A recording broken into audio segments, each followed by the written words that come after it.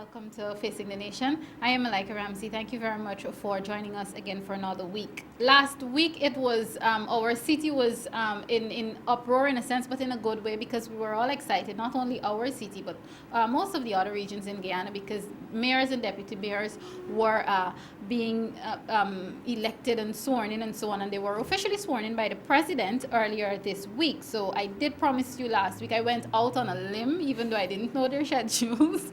I went out on a limb and I promised to have the mayor and deputy mayor of Georgetown on the program today. I have been able to live up to one of the promises. Of course, I have with me the deputy mayor of Georgetown. He is no stranger to Facing the Nation. Unfortunately, the mayor could not be here because, as you would understand, that it's only been a week since they've officially taken office. So what they're doing now, they're on, in a sense, an orientation journey. So they're very, very busy, but I am really happy that I was able to at least steal away one of them from that orientation journey. The deputy mayor will tell you all about that journey that they're currently on. Coming up a little later on in the program, I was able to also get commitments from the mayor and deputy mayor of Linden. So coming up a little later on in the program, I'll be chatting with Carwin Holland. He is the new mayor of Linden, and of course his deputy, who is Miss Arundel, Wanika Arundel. So that's coming up a little later on. But for now, let's talk to the deputy mayor of Georgetown, a very young deputy mayor. I am extremely proud because, as you know, during the election, I was saying, I don't mind. I would have been, yes, I'm happy that we have a female mayor. So I was pushing for a female mayor. But on the other hand, I was also pushing for a youth mayor. So I can't complain. I, like so many other persons, have gotten what I wanted and what I think this city at this time, at this transformation juncture, this is what this city deserves. A woman and the youth working together at the helm of the Georgetown City Council. Sherod Duncan, welcome back to Facing the Nation. Thank you for coming and congratulations on becoming Thank you very much. deputy The mayor. last time I was here, I was running for office. Yes, yes, now you're in that So office. this seems to be the place to come when you're running for office. It gives a lot of good vibes and Yes. puts you in good stead with the nation. Great, wonderful. I'm happy that you feel that way. I did apologize to the viewers for not having the mayor because of this orientation journey. And I noticed that you're wearing Yeah. one of the t-shirts, Yeah. orientation for councillors of the Georgetown Mayor and City Council 2016. I just read it for those of you who can't see closely on his t-shirt, the logo on his t-shirt. Let's talk about the orientation process and what's really happening right now. Tuesday, we sat down, the new councillors and mayor, and we've been spending a lot of hours at Carroll Lodge. Carroll Lodge is a historic building. The first mayor in Georgetown lived there way back in the 1800s. So we chose that as the start for our tenure. And we started on Tuesday talking about the role basically of the mayor and deputy mayor according to the constitution or the constitutional offices, let me say that, of mayor and deputy mayor. And we took a break on Wednesday to be sworn in, and then we had another engagement with the Ministry of Communities Wednesday morning, or Wednesday afternoon was the swearing in. And then we sat down back yesterday having a look at the various departments in the mayor that make up the city hall. And this morning we were on a tour of key sites in Georgetown that forms part and parcel of the assets of the mayor and city council. And I just left the mayor at the Merriman's Mall, the rehabilitated Merriman's Mall, with the other councillors looking at the area and looking at what the finished plan is going to look like when the project is completed. And so, hence, she could not be here because we both couldn't. Yes, I understand. You both couldn't slip away. Yeah. I'm happy so, with one. what we are looking at currently on the whole is the anatomy of the mayor and city council, and what it takes to manage the city and how do we move forward. Oh, do you? I'm happy that this is what's happening. Do you get a sense of those who would have gone? And this is not viewers. Don't get me wrong. This is not. I'm not trying to blame anybody. But is there enough information left that yourself and I mean, I know she was deputy mayor before, so she would have some information. Is there a clear path or a clear structure that you can follow now in terms of managing the city? There is, but I think the kind of structure that is set in place constitutionally and by the bylaws is a structure that would have aided a smaller city. And so I think it's outmoded, and we have to look at that. And the councillors on the whole have the function of a legislature. We can create bylaws to manage the city. We have an oversight function as well to overlook the projects that are being executed by the mayor and city council. And then we have another function of setting policies for the mayor and city council, of which the town clerk executes those policies on behalf of the council. And so those things are set in place. But personally, I think there's too much of a bottleneck where the town clerk is concerned. You have the 30 councillors at the top, the town clerk in the middle, and then all the departments at the bottom. I think it's too much being managed by one person.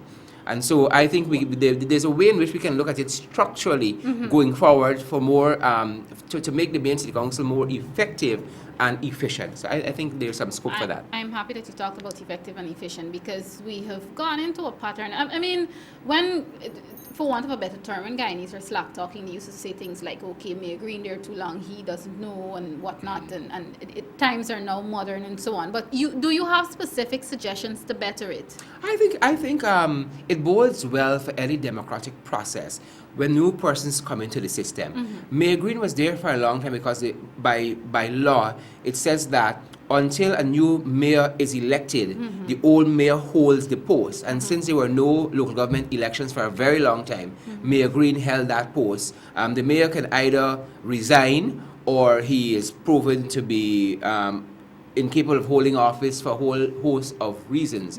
But the mere fact that we had not have a local government elections for a very long time, the mayor continued in that office. So that was the basis for his long tenure.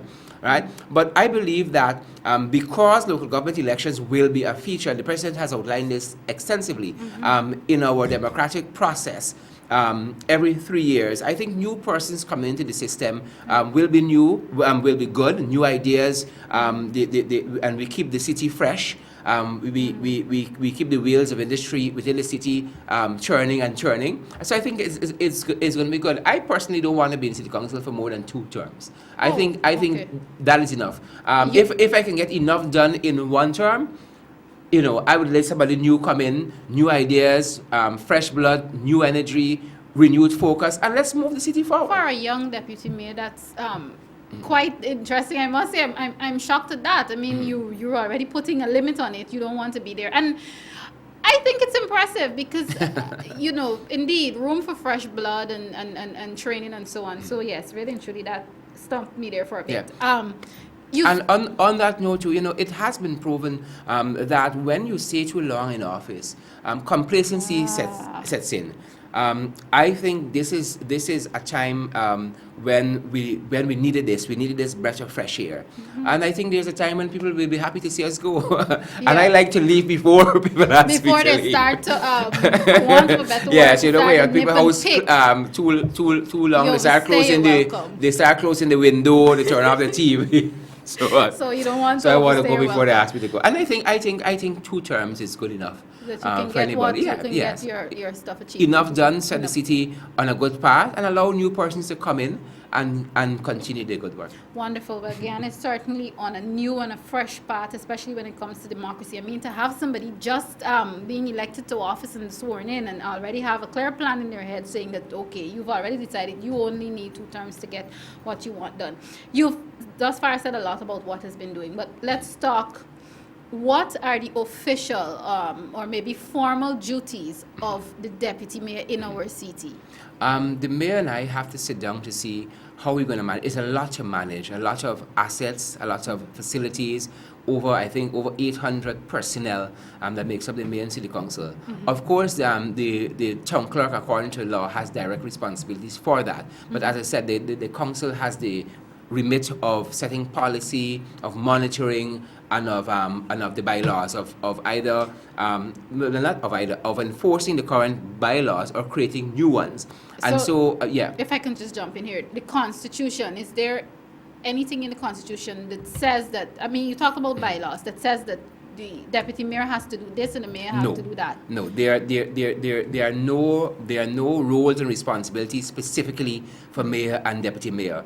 I guess in the past, as you see the workload comes in, you decide, you sit down and decide. But basically, the mayor and deputy mayor, the mayor is someone who champions the city. champions small businesses, champions entrepreneurship, champions large businesses, champions the spirit of the city, that kind of thing. Want to see the city stay progressive, moving forward always. So the mayor is that kind of figurehead. The deputy operates basically in the absence of the mayor. Or in tandem with the mayor. The mayor can delegate to the deputy, you can do X, Y, and Z on my behalf. That is the role of the deputy.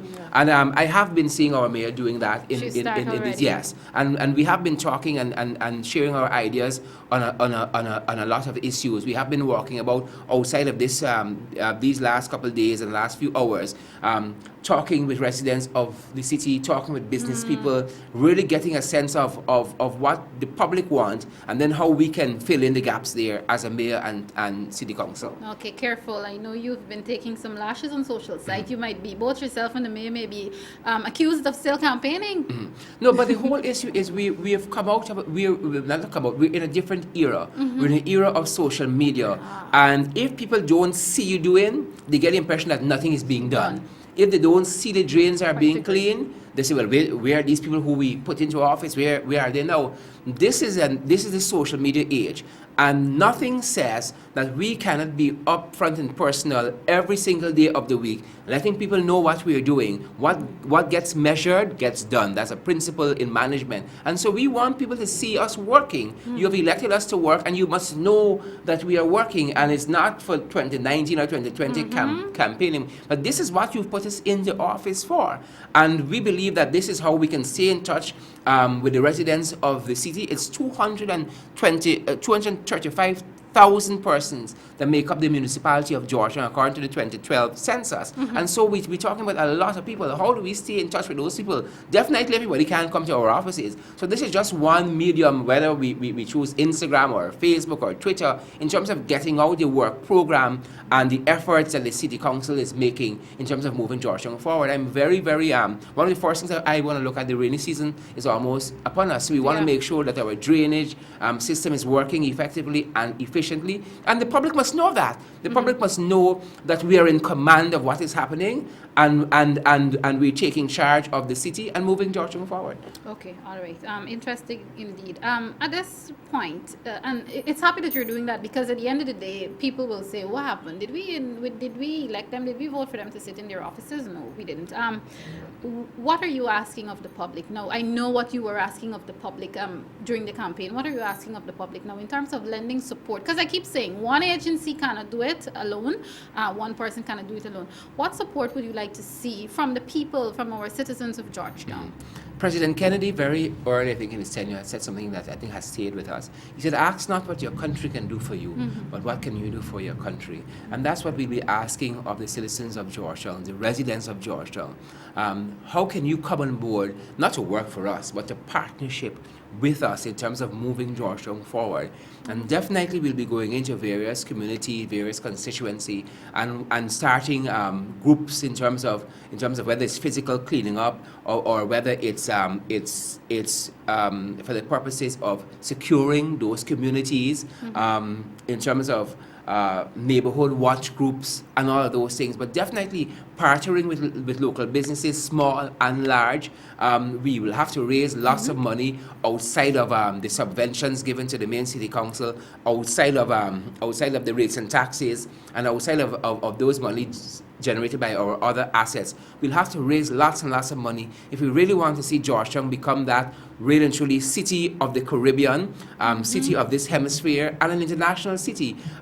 We are averaging that our budget might have to be twice what it is, might have to be about $4.5 billion annually, really and truly for us to really and truly feel part of that city that we want to be. When we go to Manhattan, when you go to Manhattan, when we go to any other capital in the world, we feel proud to be there. And we say, wow, there's that wow effect. And I'm still going through in my own mind personally, what is that wow thing we want to bring to Georgetown? Is it the completed Merriman's Mall? What is that thing? What is that thing that is going to be the personality of our city? That it thing. When you go downtown Manhattan, there are certain buildings you want to take a picture next to. There are certain Yes. spots, Central Park. What is it going to be for us, for Georgetown? And I'm going to challenge our councillors to think about that, and challenge our residents to think about that. What is it that makes Georgetown? Every city has a personality. Is it our colonial heritage that we can lay claim to, that we can fashion, that we can mold, that we can brand, as this is what makes Georgetown? What is that thing? Is it going to be the piers that are going to be constructed now around the city, Starbuck Market Pier and so on? Is it that? What is it? And we're in search, and we're on the hunt for that thing. Certainly have your work cut out for you Definitely. in 2 years, and I am looking forward to the journey. I'm really excited, and I'm sure those at home, you're talking and you're drawing them in, because I can feel your excitement, and I can feel your sincerity when it comes to bettering our city. Viewers, if you're now tuning in, this is Facing the Nation. Today I'm happy to be chatting with the Deputy Mayor of our city of Georgetown, Mr. Sherod Duncan. Coming up a little later on, I expect the Deputy Mayor and the Mayor of Linden. Let's continue our conversation. You just said a lot about transforming the city.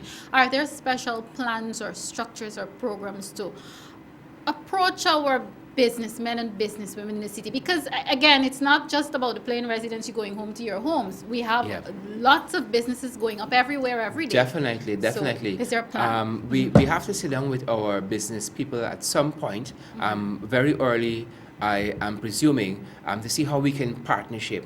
One of the things I noticed about Georgetown is that it's quite dead in the evening. If you come into the city, the streets are bare. There's quietude. It might be a good thing, but any progressive city is a 24-hour Lights, never sleeps. living city. It's a blend of residential housing, businesses, and corporations. And the city council is absolutely making nothing off of our city during the evening. All of our businesses transacted during the day.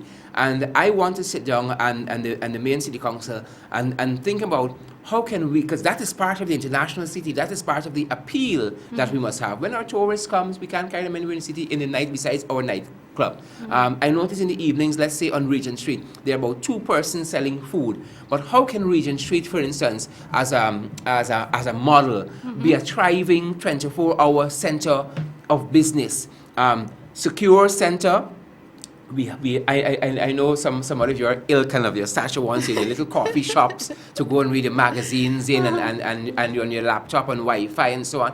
How can we have that kind of thriving 24-hour, not necessarily loud, but definitely hustling and bustling city that we can all be proud of, that lay claims to part of our heritage, but is also very future-looking and progressive? Sherod, I am loving this, but I have to always be the pessimist first. Some people call me pessimistic, but it's just being realistic. This is where the security aspect comes in. I know criminal activities don't only occur in the night, but the fact is it's higher, it's greater, the chances are greater in the evening.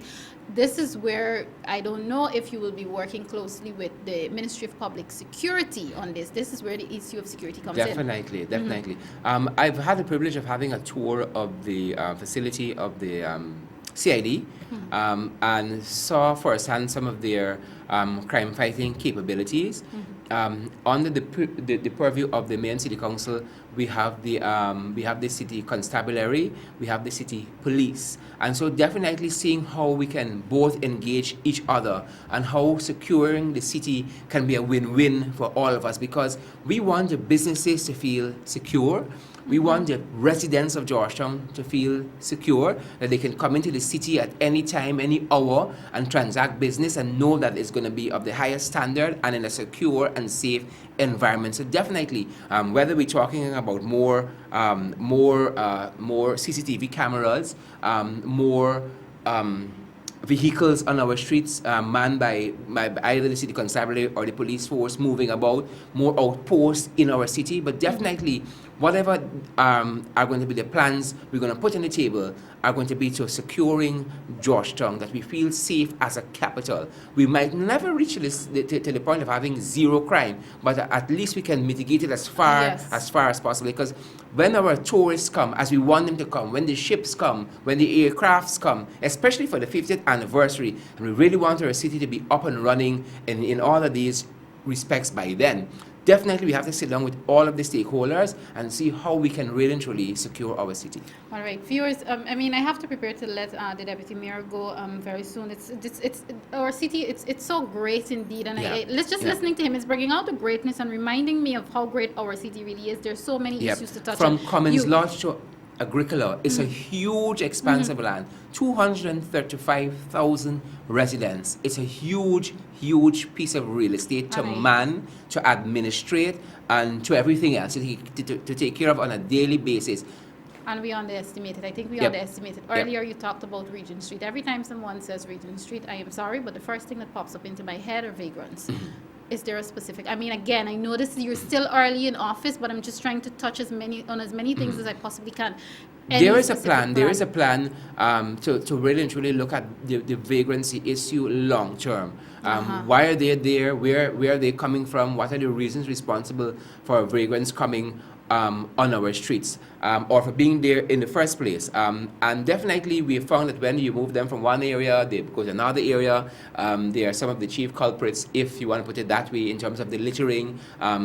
We know lots of the city businesses pay them to move stuff from one area to the next. So they are part of the problem, but we believe that we can be part of the solution as well. They are part of our city. They're an important part of our city because they are people at the end of the day. They are people, and we want to treat them in a certain way with dignity and respect, and we want to help them as far as possible to get back on their feet and to really and truly be a contributing part of our city. All right, great. Before I let you go, because of course, viewers, as I did say to you, I'm also chatting with the mayor and the deputy mayor of Linden.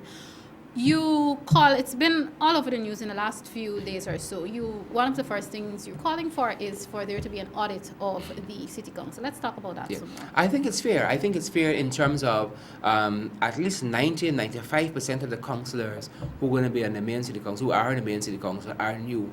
And we have a right to know what we're taking over. You don't just buy a business and you start selling out of the window the very first day. You have to know what shape that business in, what goods are on the shelf, what is close to expiry, what has a good expiry date, what does the book say, what are you taking over, is there zero in the bank account, is there 5,000? All of our plans and programs we have got to be paid for, and so we have to know what do we have in the bank, how much do we need to raise. Every plan that we come with to the city has to be paid for by someone, has to be paid for by the residents directly, or we have to fundraise, whether locally or internationally, to have those programs in place.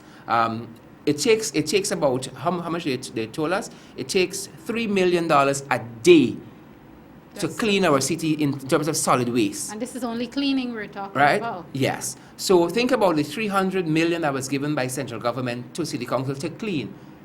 That's about 90 days cleaning.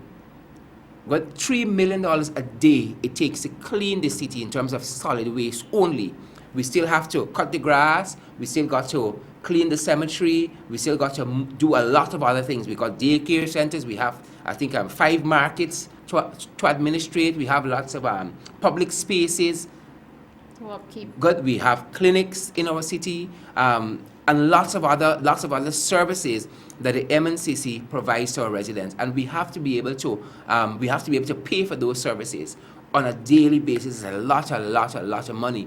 And if we are to take our city into the 21st century, then as I said earlier on, it'll take about twice the budget. The budget right now for the city is about $2 million per year. It will probably take about twice that amount, or even 3 times that amount, for us to really have that kind of first-class city that we can all be proud of. Okay. Yep. All right, Sherod well said. I can talk to you all day, but unfortunately I can't. But I Our can. friends are coming. And I shouldn't, yes. I have to make way for another tongue. Thank you so very much. Once again, congratulations, and express my congratulations again to the mayor. And really and truly, you can tell her that you did it justice. So I tried, certainly. Even though it's unfortunate that she couldn't be here. And I wish you all the best with the continued orientation process and so on. Viewers, of course, this is Facing the Nation. I've been chatting with the Deputy Mayor of Georgetown, Mr. Sherod Duncan. On the other side of the break, I'll be chatting with the Mayor of Linden, His Worship the Mayor Carwin Holland, and of course his Deputy Mayor, Miss Wanika Arundel. Stay with Facing the Nation.